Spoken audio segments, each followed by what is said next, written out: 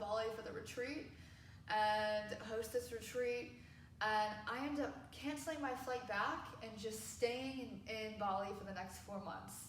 Wow. And how many people went? We had 10 people at the retreat. I was intending it to be a women's retreat, and it ended up being a men's and women's retreat by the end. How bad? I had so some of the people from the Estonia conference wanted to attend the retreat, and then it just kind of flowed into a mixed gender retreat, and it ended up being really, really, really good. And I'm really happy. Everyone had a different energy. They contributed to this mix. And it worked out really well.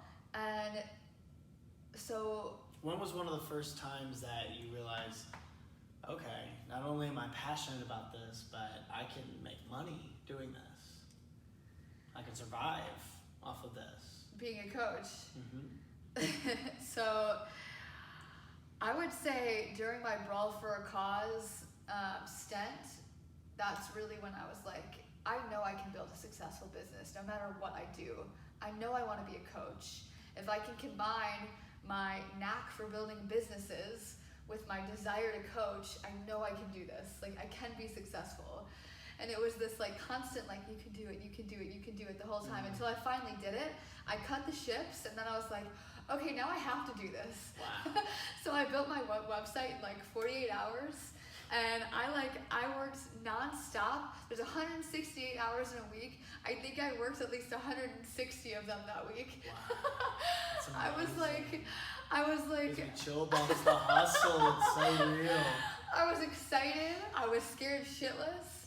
I was like, what am I doing? I literally just left a job that was paying me a great amount of money, and I'm scared, but also I feel called to do this. Like, my soul is telling me I need to do this.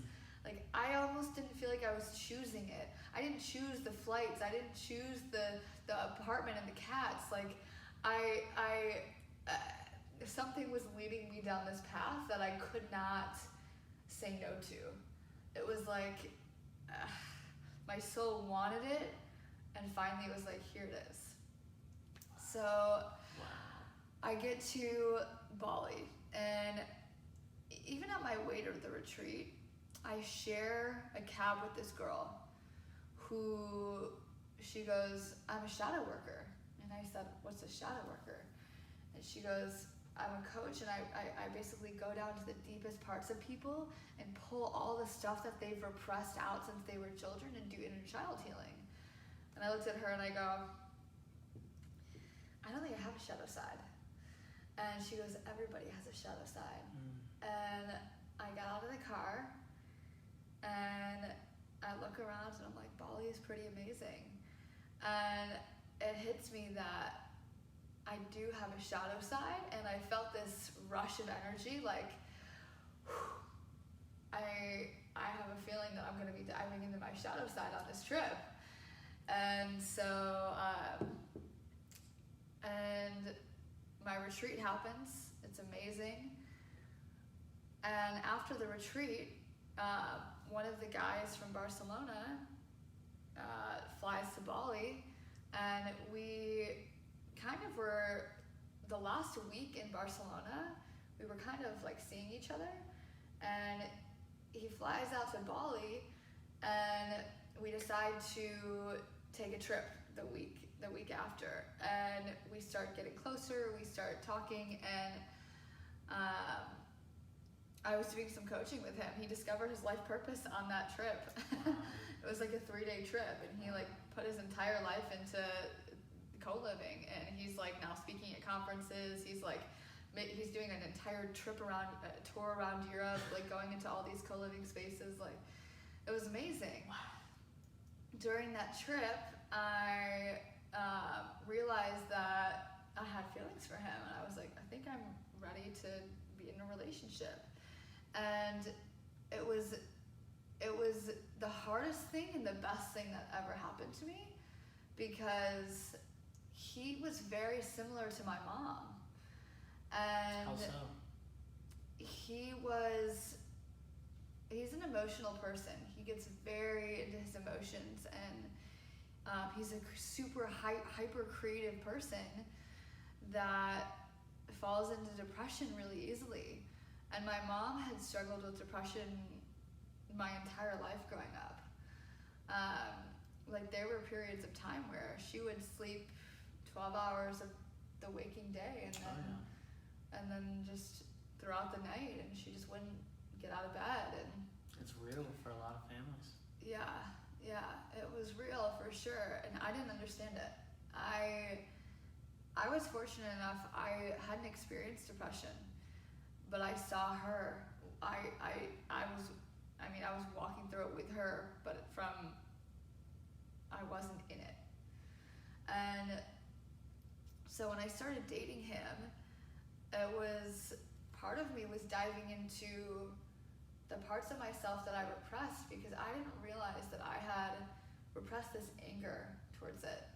Like I was sad and also angry that I could never do anything.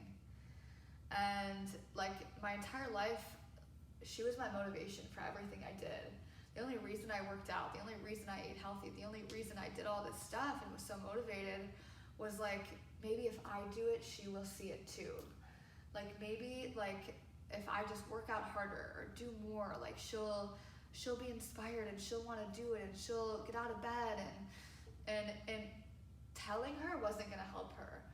And it was like she had to experience it, and I didn't realize at the time how much she was carrying.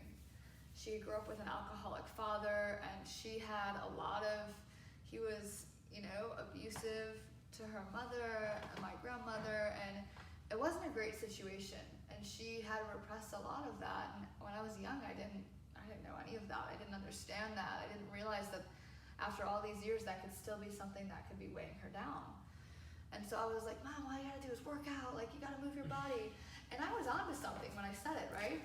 Like, you do have to move that energy and circulate it and breathe in new air, but I didn't know why. And that wasn't the root of it. And all these years she was medicating and going through, and she was taking all these depression medications, and it wasn't making it better, it was numbing her. And I started off saying, maybe I want to be a fitness coach. I want to help my mom. And I was like, it's not fitness though. It doesn't feel right. It's not about fitness. Like she's struggling, and I didn't understand it. And dating this guy in Bali was really healing for me to understand.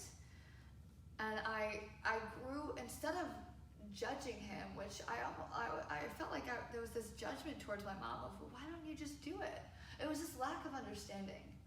And dating him helped me understand it, because I respected him so much. Like I loved him. And it was this journey of walking through it with him and understanding, like, wow, this is what my mom was going through. Like this is what she was feeling, and this is what he was struggling with throughout this entire thing. And he was, going through this journey of, he's French, and everyone in France smokes cigarettes, and he was addicted to cigarettes. And that was another trigger for me of